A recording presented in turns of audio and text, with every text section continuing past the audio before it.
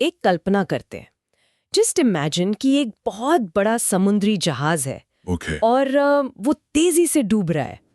चारों तरफ एक एब्सोल्यूट पैनिक का माहौल है हाँ, और लाइफ बोट्स बहुत कम है, जबकि डूबने वाले लोग बहुत ज्यादा। एग्जैक्टली। या फिर एक और सिचुएशन सोचिए, किसी घनी बस्ती में जहां घर एक दूसरे से बिल्कुल चिपके हुए हैं। हाँ, वहां एक भयानक आग लग गई है। लपटें तेजी से आगे बढ़ रही हैं और अगर उन्हें नहीं रोका गया। तो पूरा का पूरा इलाका राख हो जाएगा, राइट।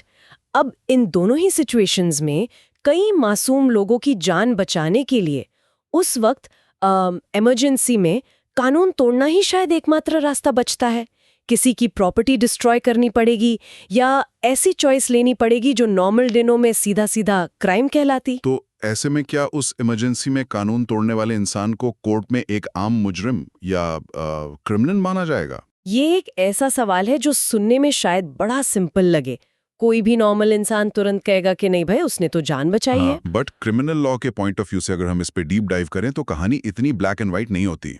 अक्सर हम कानून को एक स्ट्रिक्ट रूल बुक की तरह देखते हैं कि ये सही है और ये गलत है। हाँ, पर जब जिंदगी और मौत आमने सामने खड़ी हों, जब सेकंड्स के अंदर मॉरल चॉइसेस लेनी हो, तो कानून की किताबें भी ग्रे एरिया में चली जाती हैं। और आज के इस डीप डाइव में हमारा मिशन एग्जैक्टली यही है। हम उन लीगल कॉन्सेप्ट्स को अनपैक करने वाले हैं जो एक आम इंसान को जनरल एक्सेप्शंस यानी सामान्य अपवादों की ढाल देते हैं। बिल्कुल। नई भारतीय न्याय संहिता यानी BNS 2023 पुराने IPC के लॉज और कुछ हिस्टोरिकल लीगल केसेस के बेसिस पर हम डिकोड करेंगे कि आखिर कब एक क्राइम टेक्निकली क्राइम नहीं होता। और इसमें हमारा सबसे बड़ा फोकस रहेगा डॉक्ट्रिन ऑफ नेसेसिटी पर, यानी मजबूरी के सिद्धांत पर। ये डीप डाइव सिर्फ कानून की बात नहीं है यार, ये ह्यूमन साइकोलॉजी, सर्वाइवल इंस्टिंक्ट्स और हमारी मोरालिटी के एक्सट्रीम लिमिट्स की कहानी है। मैं जब इसकी नोट्स पढ़ रही थी तो मेरे तो रोंगटे खड़े हो गए थे। I can imagine. तो इस कॉम्प्लेक्स पजल को सॉल्व करने से पहले कहानी की शुरुआत एक बेसिक सवाल से करनी होगी कि आखिर क्राइम होता क्या है। कानून की भाषा में किसी भी एक्शन को क्राइम साबित करने के लिए ना दो चीजों का एक साथ होना बहुत जरूरी होता है। राइट। पहला एलिमेंट है एक्टस रेस, जिसका सिंपल मतलब है एक फिजिकल गलत काम या इलीगल एक्ट। और दूसरा और सबसे इंपॉर्टेंट एलिमेंट है मेंस रिया, जिसे गिल्टी माइंड कहते हैं। हाँ, गिल्टी माइंड या क्रिमिनल इंटेंट, इन दोनों का कॉम्बिनेशन ही एक्चुअली क्राइम बनाता है। सिर्फ गलत काम होना काफी नहीं है, उस काम को करने के पीछे आपका इरादा भी गलत होना चाहिए। मतलब इंटेंशन मैटर करती है। इसको एक सिंपल एनालॉजी से समझते हैं। इमेजिन कीजिए एक क्रिकेट मैच चल रहा है। एक बैट्समैन पूरे जोश में शॉट मारता है और बॉल बाउंड्री के बाहर क्राउड में बैठे एक दर्शक के सर पर लग जाती है और उसे सीरियस इंजरी हो जाती है। अब एक्टस रियस यहाँ प्रेजेंट है। एक इंसान फिजिकल एक्ट कर रहा है जिसे दूसरे को नुकसान पहुंच रहा है। लेकिन क्या पुलिस वहां आकर उस बैट्समैन को अरेस्ट करेगी और उस पर असॉल्ट या मर्डर अटेम्प्ट का चार्ज लगाएगी? बिल्कुल नहीं। क्यों? क्योंकि वहां मेंस रिया यानी किसी को चोट पहुंचाने का इरादा वो कंप्लीटली जीरो था। अब इसी सिनेरियो को थोड़ा फ्लिप करते हैं। Okay, let's do that. वही बैट्समैन किसी बात पर अंपायर से गुस्सा हो जाता है और जानबूझकर अपना भारी बैट पूरी ताकत से अंपायर के सर पर दे मारता है। यहाँ फिजिकल एक्शन वैसा ही वायलेंस क्रिएट कर रहा है, पर इंटेंट बदल गया। यहाँ मेंस रिया प्रेजेंट है और इसीलिए ये क्लियरली एक क्राइम है। राइट। तो यहाँ एक बड़ा इंटरेस्टिंग फिलोसॉफिकल सवाल आता है कि क्या हर वो एक्शन जिससे नुकसान होता है उसके पीछे क्रिमिनल इंटेंट होता है? जवाब है नहीं। और आई थिंक यहीं से जन्म होता है जनरल एक्सेप्शंस का, है ना? बिल्कुल सही। BNS 2023 का चैप्टर 3 जिसमें सेक्शंस 14 से 44 तक आते हैं और पुराने IPC का चैप्टर 4 इस बात को रिकॉग्नाइज करते हैं। ये ब्रॉडली ये कहते हैं कि कुछ सिचुएशंस ऐसी होती हैं जहां फिजिकल हार्म तो हो जाता है पर दिमाग में कोई बैड इंटेंशन नहीं होती। इन एक्सेप्शंस को अगर हम कैटेगरीज में बांटें तो मैंने पढ़ा था ये बेसिकली दो तरह के होते हैं, एक्सक्यूजेबल और जस्टिफाइबल। हाँ, एक्सक्यूजेबल एक्ट्स वो होते हैं जहां सिचुएशन ऐसी होती है कि इंसान को ब्लेम किया ही नहीं जा सकता क्योंकि उसका दिमाग उस स्टेट में था ही नहीं कि वो इंटेंशन फॉर्म कर सके। जैसे वो छोटे बच्चे वाला रूल, बीएनएस का सेक्शन 20 एक्सप्लिसिटली कहता है कि 7 साल से कम उम्र के बच्चे द्वारा किया गया कोई भी एक्ट क्राइम नहीं हो सकता। एग्जैक्टली। लॉ इस कॉन्सेप्ट को डोली इनकेपैक्स कहता है, मतलब the absolute inability to form a criminal intent. एक 6 साल का बच्चा अगर गलती से ट्रिगर दबा दे तो उसे मर्डरर नहीं माना जा सकता, क्योंकि उसके पास उन एक्शंस के कॉन्सिक्वेंसेस समझने की मैच्योरिटी ही नहीं है। इसी तरह सेक्शन 22 के अंडर अगर कोई मेंटल इलनेस की वजह से अपने एक्शंस का नेचर नहीं समझ पा रहा तो उसे भी एक्सक्यूजेबल माना जाता है। कानून यहाँ क्लियर है कि the mind is not guilty. दूसरी तरफ आते हैं जस्टिफाइबल एक्ट्स, जो बड़ा ही फैसिनेटिंग एरिया है। यहाँ इंसान का दिमाग परफेक्टली नॉर्मल है, वो जानता है वो क्या कर रहा है, वो जानबूझकर एक्शन ले रहा है। हाँ, लेकिन कानून उसे सजा देने के बजाय उसके एक्शन को जस्टिफाई करता है। क्यों? क्योंकि वो एक्ट किसी और बड़े हार्म को रोकने के लिए या जस्टिस सर्व करने के लिए किया गया था। जैसे सेल्फ डिफेंस, ये तो सबसे कॉमन एग्जाम्पल है। अगर आप पर कोई जानलेवा हमला करे और अपने बचाव में आपको उस हमलावर को चोट पहुंचानी पड़े तो क्राइम का चार्ज नहीं लगेगा। राइट, क्योंकि इंटेंशन मर्डर करना नहीं बल्कि अपनी लॉफुल प्रोटेक्शन करना था। एक और एक्सेप्शन होता है बाउंड बाय लॉ, यानी बीएनएस सेक्शन 14। अगर एक कमांडो अपने सीनियर ऑफिसर के लॉफुल ऑर्डर पे दंगाई भीड़ पर गोली चलाता है तो वो क्रिमिनल नहीं है, वो बस ड्यूटी कर रहा है। पर यहाँ आकर ना इस डीप डाइव का सबसे ट्रिकी पार्ट शुरू होता है।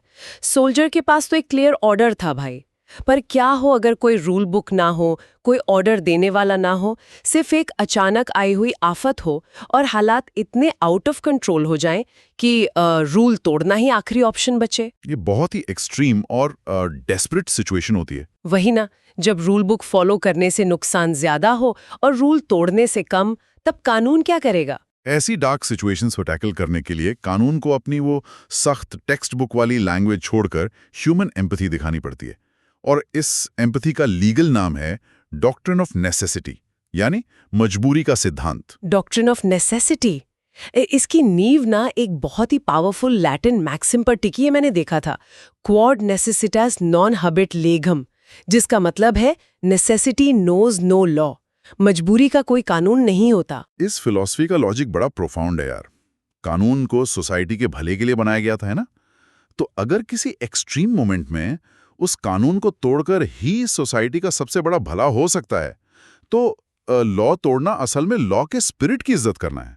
वाओ, ये तो बहुत ही अलग नजरिया है कानून को देखने का। बीएनएस का सेक्शन 19 और पुराने आईपीसी का सेक्शन 81 इस मजबूरी को लीगली रिकॉग्नाइज करता है। ये कहता है कि अगर कोई एक्ट अचानक आई किसी इमरजेंसी में बिना क्रिमिनल इंटेंशन के और गुड फेथ में किया जाए, सिर्फ इसलिए ताकि एक बहुत बड़े नुकसान को रोका जा सके। एग्जैक्टली, तो उसे क्राइम नहीं माना जाएगा, भले ही उस एक्ट से कोई छोटा नुकसान क्यों ना हो गया हो।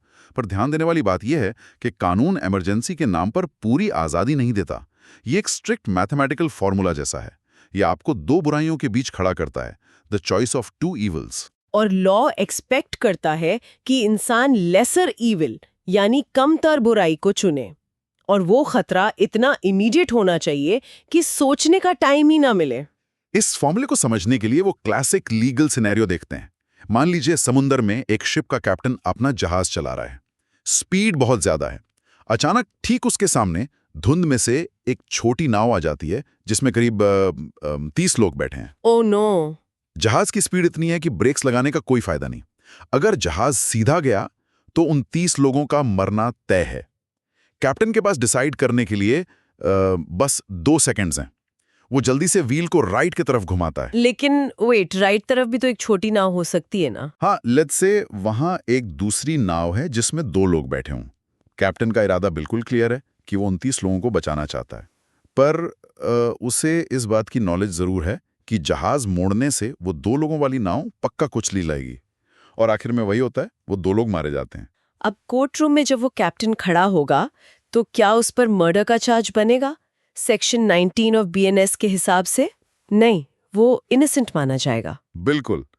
इसके पीछे लीगल रीजनिंग यही है कि क्या उसने उन 2 लोगों को जानबूझकर मैलिस से मारा? नहीं, उसका मेंस रिया उन 30 लोगों की जान बचाना था। उसे रिजल्ट का नॉलेज था, पर इंटेंट गुड फेथ में था, राइट? एक डिजास्टर को टालने के लिए उसने क्विकली लेसर इविल चूज किया। 2 lives वर्सेस 30 lives। कानून यहाँ ह्यूमन लिमिटेशन और यूटिलिटी दोनों को समझता है। एक और प्रैक्टिकल सिनेरियो है द ग्रेट फायर का, जो हमने शुरू में बात की थी। हाँ, वो आग वाली सिचुएशन। एक मोहल्ले में भयानक आग लगी है, हवा तेज है और लपटें आगे बढ़ रही हैं। वहाँ एक इंसान नोटिस करता है कि आग एक लाइन में फैल रही है। वो जल्दी से एक बुलडोजर लाता है और बीच के एक नॉन बर्निंग घर को तोड़कर गिरा देता है। उसने इंटेंशनली प्रॉपर्टी तबाह की, जो वैसे तो मिसचीफ और प्रॉपर्टी डैमेज का क्लियर कट क्राइम है, लेकिन यहाँ उसने एक गैप क्रिएट कर दिया जिससे आग आगे नहीं फैल पाई और आगे के 50 घर बच गए। तो यहाँ उस इंसान का प्रॉपर्टी डैमेज करना नेसेसिटी के अंदर जस्टिफाई हो जाएगा, है ना? सोसाइटी की नजर में उसने गलती नहीं की, बल्कि हेरोइक काम किया। लेसर इविल चुना ग्रेटर कैटास्ट्रोफी रोकने के लिए। ये सब सुनने में बड़ा लॉजिकल लगता है, राइट? प्रॉपर्टी का नुकसान करना या 30 लोगों के लिए 2 लोगों पर रिस्क लेना समझ में आता है, पर लॉ इतना सिंपल नहीं होता। कहानी अब वहां जा रही है जहां ये डीप डाइव अपने सबसे डार्क और मॉरल फेज में एंटर करती है। आई नो, आग लगने पर घर गिरा देना एक बात है, पर जब बात प्रॉपर्टी की नहीं बल्कि सीधा इंसानी जान की हो, तब बाउंड्रीज कहाँ ड्रॉ होती हैं?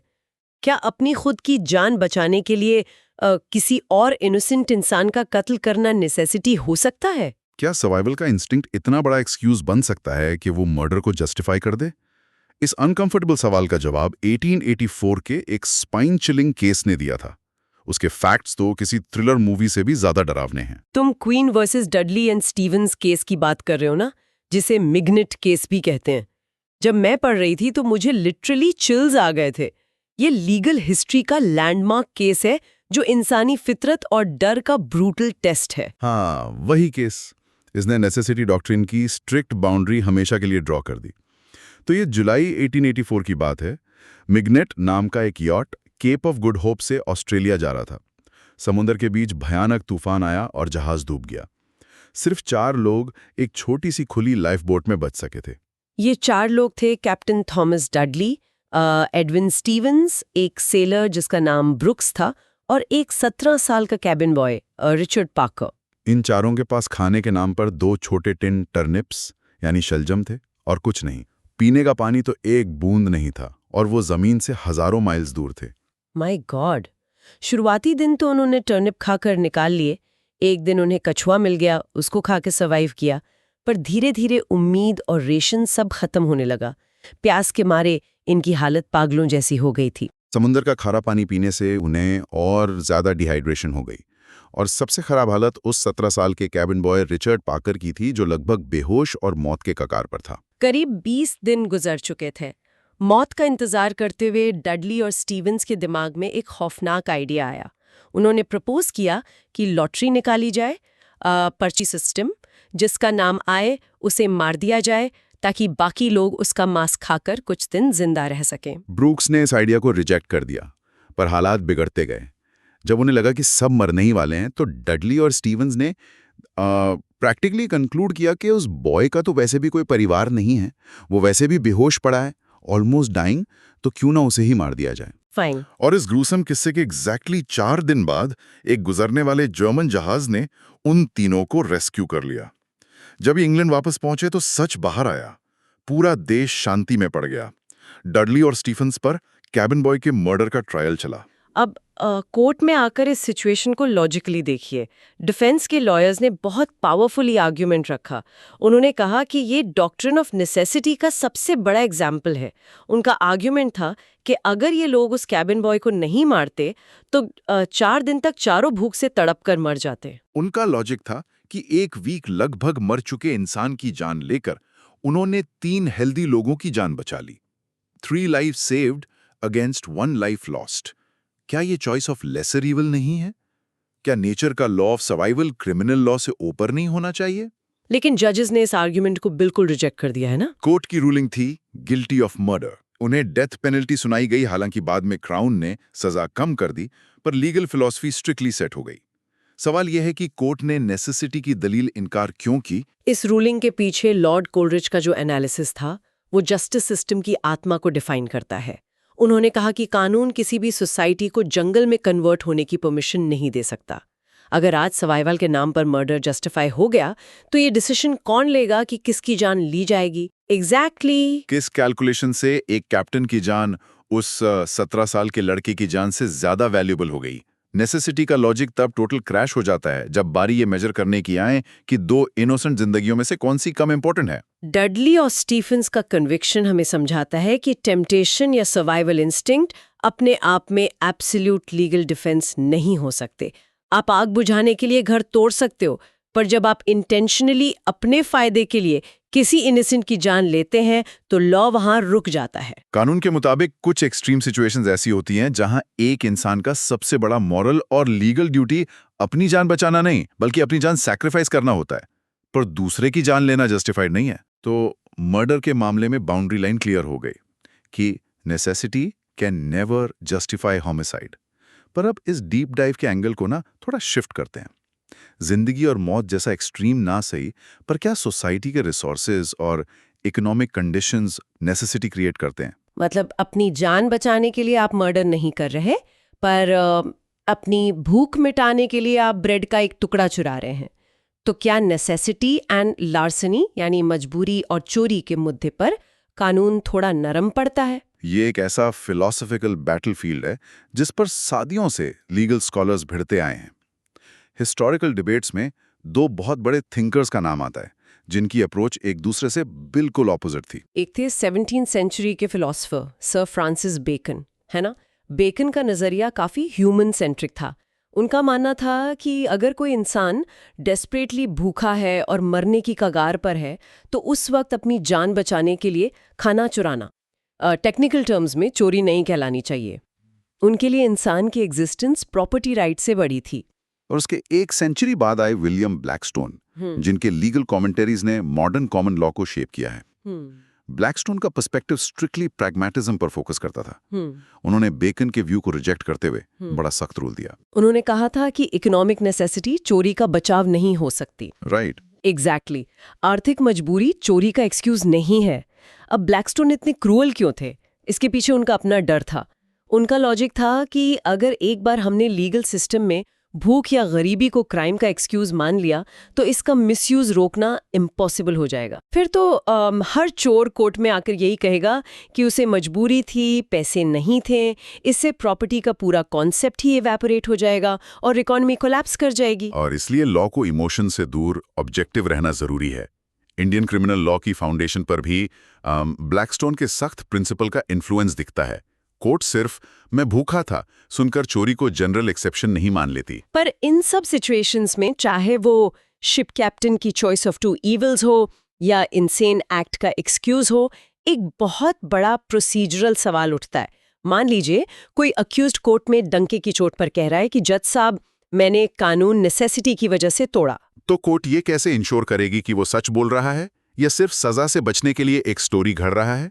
इसको प्रूव करने का जिम्मा आखिर किस पर होगा? ये बहुत ही क्रूशल पॉइंट है यार। इंटरनेट पर कई बार एक बड़ा वायरल और फनी सा मीम घूमता है, मैंने देखा था, जिसमें एक सीरियस सी बिल्ली एक लॉयर की टाई पहने हुए कोर्ट डेस्क पर खड़ी है और एक लीगल फैक्ट स्टेट कर रही है। ओह हाँ, द कैट लॉयर मीम, जो कहती है the burden of proof lies with the person making the claim. हाँ, यस, वही वाला। ये सिंपल मजाकिया मीम ना एक्चुअली इंडियन एविडेंस एक्ट के सेक्शन 105 का पूरा कॉन्सेप्ट एक लाइन में एक्सप्लेन कर देता है, जिसे ओनर्स ऑफ प्रूफ भी कहते हैं। नॉर्मली क्रिमिनल लॉ का रूल होता है कि इनोसेंट अंटिल प्रूवन गिल्टी, यानी जब तक प्रोसिक्यूटर क्राइम साबित ना करे आप बेकसूर हैं। लेकिन जब कोई अक्यूज्ड अपनी डिफेंस में जनरल एक्सेप्शन का सहारा लेता है, चाहे वो नेसेसिटी हो या इंसैनिटी, तो गेम पलट जाता है। सेक्शन 105 परफेक्टली क्लियर करता है कि अब प्रूव करने की सारी बर्डन उस इंसान पर शिफ्ट हो गई है जो उस एक्सेप्शन का दावा कर रहा है। प्रैक्टिकल टर्म्स में इसका असर ये होता है कि जब ट्रायल शुरू होता है तो जज इनहेरेंटली प्रिज्यूम करके चलते हैं कि वहां कोई इमरजेंसी नहीं थी। वो अज्यूम करते हैं कि सिचुएशंस परफेक्टली नॉर्मल थी और आपने इंटेंशनल क्राइम किया है। अगर आपका क्लेम है कि सामने 30 लोग आ गए थे और ऑप्शन नहीं था, तो पुलिस या प्रोसिक्यूटर को प्रूव नहीं करना कि आप झूठ बोल रहे हैं। आपको खुद एविडेंसेस, विटनेसेस या सर्कमस्टांसेस के थ्रू कोर्ट को कन्विंस करना होगा कि थ्रेट रियल था, कि वो नेसेसिटी इमीडिएट थी और लेसर इविल चूज करने के अलावा कोई प्रैक्टिकल ऑप्शन बचा ही नहीं था। अगर आप ये साबित करने में थोड़ा सा भी फेल हुए तो कोर्ट गिल्ट प्रिज्यूम कर लेगी। कानून ने ये फिल्टर इसलिए लगाया ताकि लोग इसे कन्वीनियंट एस्केप रूट ना बना लें। तो दोस्तों, लगभग हमारे इस डीप डाइव के एंड पर पहुंचकर चलिए इन सभी कॉम्प्लेक्स थ्रेड्स को एक साथ बांधते हैं। आज हमने समझा कि लॉ सिर्फ 0 और 1 की मशीन की तरह ऑपरेट नहीं करता। जब जिंदगी कर्व बॉल्स फेंकती है तो जनरल एक्सेप्शंस, ह्यूमन पैनिक और गुड फेथ को जगह देते हैं। डॉक्ट्रिन ऑफ नेसेसिटी उस टाइट रोप जैसी है जिस पर कानून बैलेंस बनाता है। ये लेसर ईवल चुनने का पावर देता है, पर तभी जब बदले में कोई मैसिव डिजास्टर टल रहा हो। लेकिन इसकी एक एब्सोल्यूट लिमिट भी है। मिनियोनेट केस के डडली और स्टीवंस इसका सबसे डार्क एग्जाम्पल हैं। ये केस सिखाता है कि सर्वाइवल इंस्टिंक्ट चाहे कितना ही स्ट्रांग क्यों ना हो, लॉ आपको किसी इनोसेंट इंसान की जान लेने का लाइसेंस कभी नहीं देगा। जिंदगी का मोल लगाने का वेइंग स्केल और इंसान के पास नहीं है। इन बातों से एक चीज क्लियर होती है कि हमारा लीगल सिस्टम एक एथिकल सोसाइटी बनाए रखने की कोशिश करता है, बिना सोसाइटी का मॉरल फैब्रिक तोड़े। अब कीजिए, हमने ब्लैकस्टोन का स्ट्रिक्ट रूल डिस्कस किया था कि इकोनॉमिक नेसेसिटी चोरी का बचाव नहीं हो सकती। 18th सेंचुरी की दुनिया के लिए वो ठीक रहा होगा। और आज की हाइपर मॉडर्न दुनिया को देखिए, जहां वेल्थ की एक्सट्रीम इनइक्वालिटी है। एक तरफ अबंडेंस है और दूसरी तरफ एब्सोल्यूट पॉवर्टी। ऐसे में मान लीजिए एक मजबूर पिता जिसका सिस्टम ने साथ छोड़ दिया है, वो अपने भूख से रोते डाइंग इन्फेंट बच्चे को जिंदा रखने के लिए एक मैसिव सुपरमार्केट चेन से बेबी फॉर्मूला का एक डब्बा चुराता है। टेक्निकली ये लार्सनी यानी चोरी है। लेकिन क्या आज की 21st सेंचुरी की प्रोग्रेसिव दुनिया में हमारे जस्टिस सिस्टम को सच में उस पुराने 19th सेंचुरी के सख्त रूल को मैकेनिकली अप्लाई करना चाहिए? क्या एक डूबते हुए समुद्री जहाज पर कैप्टन की मजबूरी नेसेसिटी है, लेकिन पॉवर्टी के सिस्टम में डूब रहे उस पिता का सर्वाइवल अटेम्प्ट प्योरली एक क्राइम? क्या वक्त आ गया है कि कानून एक बार फिर इवॉल्व हो और इस इकोनॉमिक डिस्पैरिटी में इंसानियत के लेंस को अपनाए? ये सच में सोचने वाली बात है। इस टेंशन और इन मॉरल्स पर जरूर सोचिएगा, क्योंकि कानून आखिरकार हमारी ही सोसाइटी का रिफ्लेक्शन है। ये डीप डाइव आज यहीं खत्म करते हैं। Keep questioning and keep reading.